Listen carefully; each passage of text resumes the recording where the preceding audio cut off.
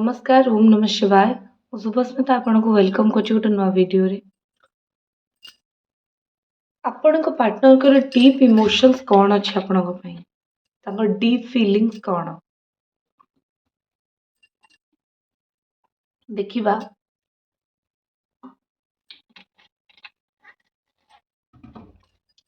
आपन को पर्सन कौन भाबुचंती आपन को विषय रे हिडन फीलिंग्स कौन जोटा से लुचेई चंती बा जोटा से कहू नाहंती तांकर हिडन फीलिंग्स गुडी को हमें आज देखिबा।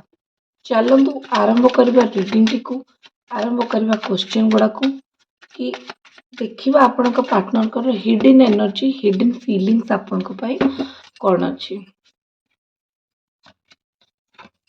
तांको राशि सहित आपन को मैच करिया पे पड़िबो। ठीक अछि तांको राशि मकर वृष किंबा कन्या ही पारे किंबा मिथुन तुला कुंभ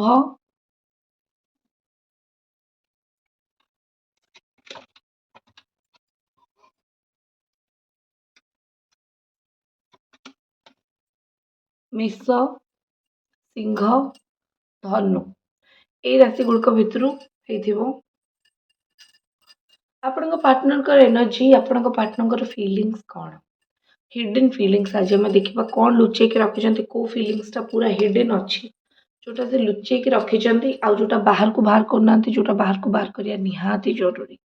ठीक अच्छे प्रथम मत लगुच कि आपण पार्टनर दुखरे अच्छा कौन सी प्रकार सुख बा कौन सी प्रकार खुशी से नहांती पारे आपन को लगुव कि जीवन में बहुत खुशी रे अच्छंती मते न भाविकी मते छाड़ी देकी मते हैरान करके जीवन में बहुत खुशी रे अच्छंती किंतु प्रकृत सत्य है सी खुशी रे नहांती तांको जीवन रे कोट ना कोटी से लुचेउचंती जिनस हेले तांको जीवन में एटा सत्य कि जीवन जेतिक जिनस डिले होउची जेतिक जिनस टाइम लागुची ठीक अच्छे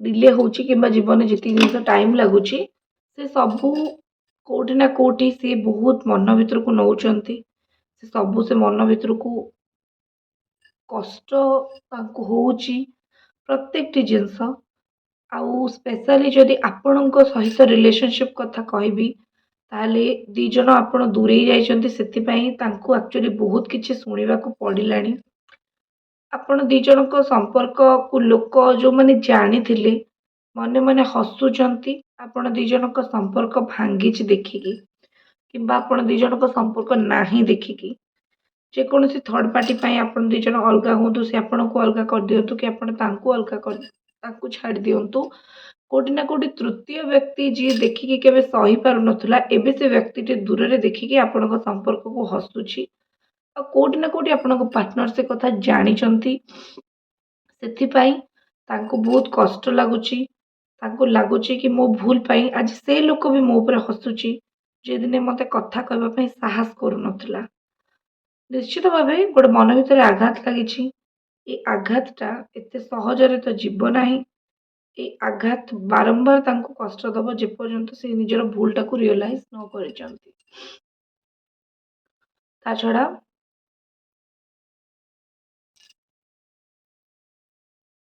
एटी लागुची कि 6 ऑफ स्वॉर्ड अच्छी कोटा कोटी लागुची कि आपण पार्टनर कौन से जिनस को सामना करने परिस्थिति नहांती तांको आपणक सामना करने को डर लगुची किंबा तांको आपणक सामना करने पाई बहुत खराब लगुची से जमती आपण को लगुव से मो कॉल रिसीव करूना मत मो मेसेज देखु ना रियलिटी रे हैला आपणक सामना को आसवा को तांको खराब लगुची लाज लगुची कॉल रिसीव न करवा बा रिप्लाई न दबा तो गोटे बाहाना प्रकृत कष्ट है आपण सामने न आसवा आपण सामने छिड़ा न हवा एगुड़िक हूँ प्रकृत सत्य एगुड़िक ही प्रकृत रे खराब लगुच सब कर्म कर सब कर्म कर को मुहर आसिक जड़े लोक सामने छिड़ा हम से को मुहर आसिक जन को कह कि कौन ठीक एवं कौन भूल ଆପଣଙ୍କର ଯଦି କୌଣସି ଭୁଲ ଏବେ ସେ ଦେଖୁଛନ୍ତି, ସେ ଆସିକି କିଛି ବି କହିପାରୁନାହାନ୍ତି। କାରଣ ସେ ନିଜେ ବହୁତ ଭୁଲ କରିଛନ୍ତି। ତ ଆପଣଙ୍କୁ କେମିତି ଆସିକି ତାଗିଦ କରିବେ? ସେଇଭଳିଆ। ନେକ୍ସଟ ଜିନିଷ ମୋତେ ଏଠି ଲାଗୁଛି ତାଙ୍କର ଟିକେ ଭଲେଇ ହବାର ଅଭ୍ୟାସ ଅଛି ଦୁନିଆ ଆଗରେ। ସେ ନିଜକୁ ଭଲ ବୋଲି ପ୍ରମାଣିତ କରନ୍ତି। ସେ ମୁଁ ବହୁତ ଭଲ, ମୋ ଗୁଣ ବହୁତ ଭଲ। ଏମିତି ଦୁନିଆ ଆଗରେ ସେ ନିଜକୁ ଭଲେଇ ହୁଅନ୍ତି। ନିଶ୍ଚିତ ସେ ଜଣେ ମା ହେଇଥିବେ କିନ୍ତୁ ୟା ଫିର୍ ସେ ଜଣେ ବାପା ହେଇଥିବେ। ତାଙ୍କର ଛୁଆ ପିଲା ବି ଥିବେ କିଛି ଜଣଙ୍କର, ସମସ୍ତଙ୍କର ତ ନୁହେଁ, କିଛି ଜଣଙ୍କର ନିଶ୍ଚିତ ଛୁଆ ପିଲା ମଧ୍ୟ ଥିବେ। କିନ୍ତୁ ମୋତେ ଏଠି ଲାଗୁଛି କି ସିଏ ଆପଣଙ୍କୁ ସ୍ନେହ ଶ୍ରଦ୍ଧା ଦେଖେଇ ପୁଣି ଇମ୍ପ୍ରେସ୍ କରିବା ପାଇଁ ଚାହୁଁଛନ୍ତି। ସେ ଚାହୁଁଛନ୍ତି କି ଆପଣଙ୍କୁ ପୂର୍ବ ଭଳି ସ୍ନେହ ଦେଖେଇ, ପୂର୍ବ ଭଳି ଶ୍ରଦ୍ଧା ଦେଖେଇ, ପୂର୍ବ ଭଳି କଥା କହି ପୁଣି ଥରେ ଇମ୍ପ୍ରେସ୍ କରିବେ। ଆପଣ କେବେ ମନା କରିନାହାନ୍ତି କି ଆସନି କି କଥା ହୁଅନି। ହେଲେ ସେ ହିଁ କଥା ହେବା ବନ୍ଦ କରିଥିଲେ, ସେଇ ଜିନିଷଟାକୁ ବହୁତ ଖରାପ କରିଥିଲେ। ହେଇଥାଇପାରେ ସିଏ ତାଙ୍କ ମା କିମ୍ବା ତାଙ୍କ ଭଉଣୀ ଏମିତି ଘରେ କିଏ ଥିବ ଯାହା ସହିତ ବହୁତ ଅଧିକ କନେକ୍ଟେଡ୍ ଥିବେ। ତାଙ୍କ କଥାକୁ ନେଇକି ତାଙ୍କ ସପୋର୍ଟରେ ବି ସେ ଆପଣଙ୍କୁ ବହୁତ କିଛି କୁହନ୍ତି। ତାଙ୍କ ସପୋର୍ଟରେ ବି ସେ ଆପଣଙ୍କୁ ବହୁତ କିଛି ଶୁଣାନ୍ତି। ତ ନିଶ୍ଚିତ ଭାବେ କୋଉଠି ନା କୋଉଠି ଯିଏ ତାଙ୍କୁ ଟିକେ ସ୍ନେହରେ ମିଛ ବି କହିଦିଏ, ସେ ସେ କଥାକୁ ବିଶ୍ୱାସ କରିଯାଆନ୍ତି। ଆପଣ ସେଥିପାଇଁ ତାଙ୍କୁ ବହୁତ ଥର କହିଛନ୍ତି କି ଯଦି ସ୍ନେହରେ ତୁମକୁ ମିଛ ବି କହୁଛି, ତୁମେ ବିଶ୍ୱାସ କରିଯାଉଛ। ଆବଶ୍ୟକତା ନାହିଁ ଏତେ ବିଶ୍ୱାସ କରିବା। ଠିକ୍ ଅଛି?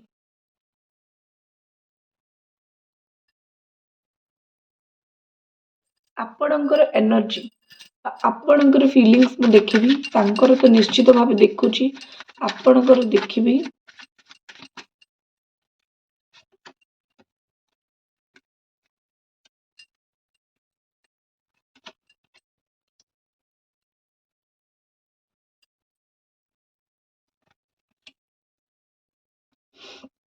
ଆପଣଙ୍କର ସ୍ପେଶାଲି ରାଶି କନ୍ୟା ହେଇଥାଇପାରେ, ବୃଷ, ମକର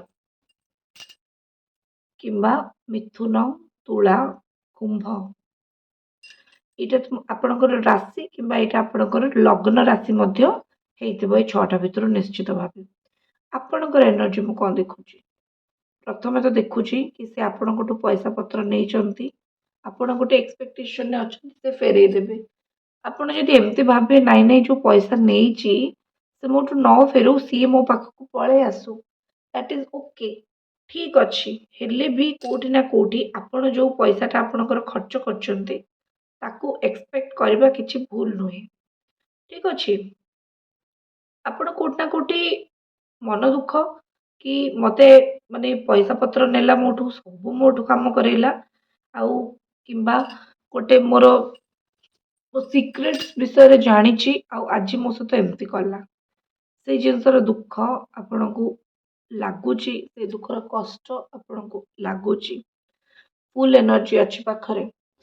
ଆପଣ ତାଙ୍କୁ ଏମିତି ଦେଖେଇ ଦେଇଛନ୍ତି କି ମୁଁ କିଛି କଥା ଧରେନା। କିନ୍ତୁ ସେମିତି ନୁହେଁ କି ଆପଣଙ୍କୁ କୌଣସି ଜିନିଷ ଖରାପ ଲାଗୁନି। ଆପଣଙ୍କ ପାର୍ଟନର ଭାବୁଛନ୍ତି ଆପଣ ବୋକା, କିନ୍ତୁ ପ୍ରକୃତରେ ଆପଣ ବୋକା ନୁହନ୍ତି। ପ୍ରକୃତରେ ଆପଣ ଜିନିଷ ଗୁଡାକୁ ଲୁଚାନ୍ତିନି, ଆପଣ ବାସ୍ ଓପନଲି କହିଦିଅନ୍ତି।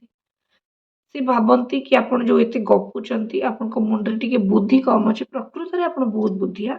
ପ୍ରକୃତରେ ଆପଣଙ୍କ ପାଖରେ ବହୁତ ବୁଦ୍ଧି ଅଛି। ହେଲେ କୋଉଠି ନା କୋଉଠି ସିଏ ଆପଣଙ୍କୁ ବୁଝିପାରିଲେ ନାହିଁ।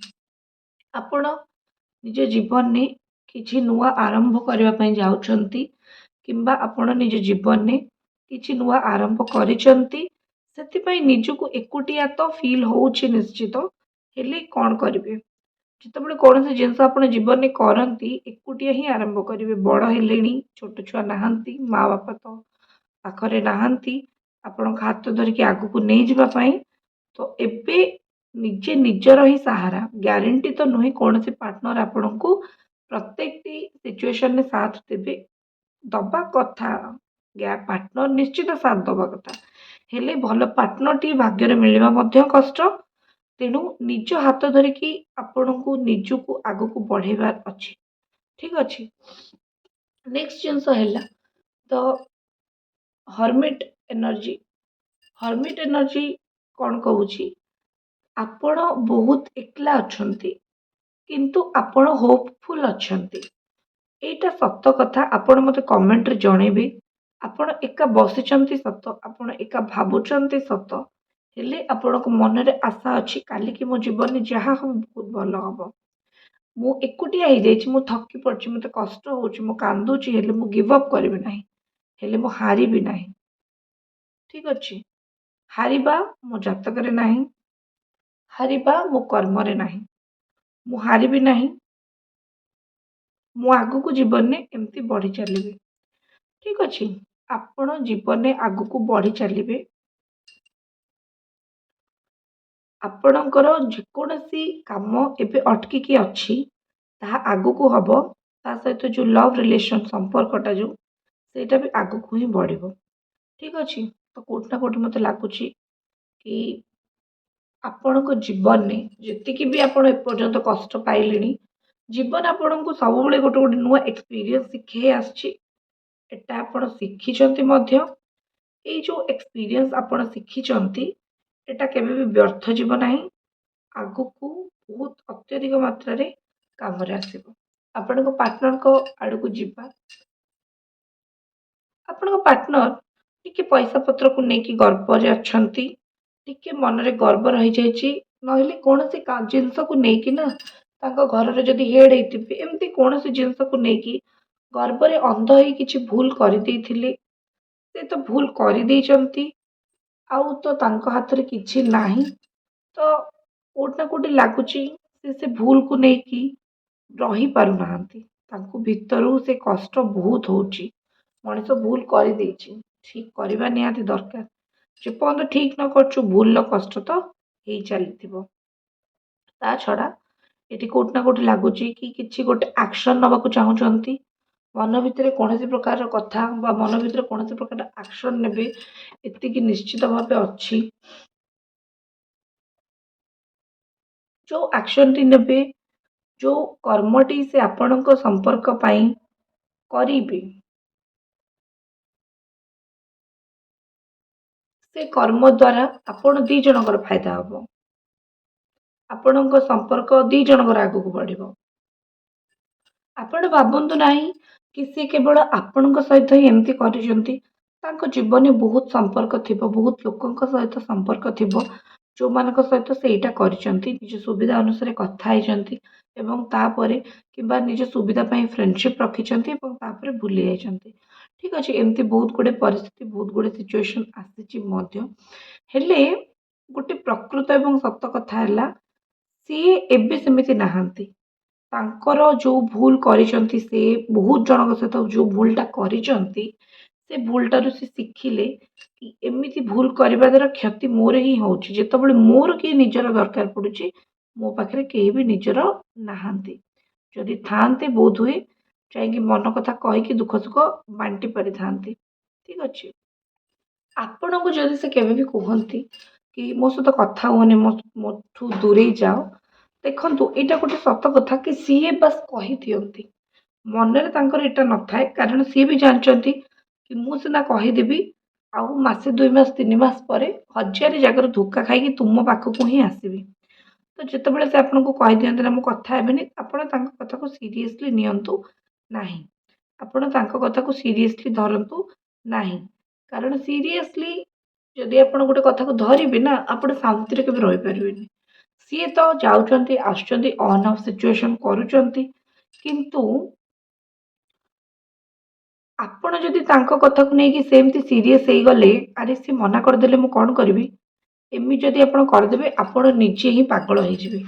ତ ସେଥିପାଇଁ ଆପଣ ଅନ୍‌ନେସେସାରୀ କଥା ଚିନ୍ତା କେବେ ବି କରନ୍ତୁ ନାହିଁ। ଦେଖିବା କଣ ତାଙ୍କର ଆଗକୁ ଆକ୍ସନ୍ ଆସିପାରେ, ଫାଇନାଲ୍ ଆକ୍ସନ୍। ଫାଇନାଲ୍ ଆକ୍ସନ୍ ପାଇଁ କାର୍ଡ ଆସୁଛି ଅନନୋନ୍ କାର୍ଡ। ଗୋଟେ ସଡନ୍ କିଛି ଗୋଟେ ଅନନୋନ୍ ଅଜଣା ଆକ୍ସନ୍ କିଛି ଗୋଟେ ନେଇପାରନ୍ତି। ଯୋଉ ଅଜଣା ବା ଯୋଉ ଅନନୋନ୍ ଆକ୍ସନ୍ କୋଉଠି ନା କୋଉଠି ଆପଣ ଏକ୍ସପେକ୍ଟ କରିନଥିଲେ, ଆଉ ସେଇଟା ନେବେ।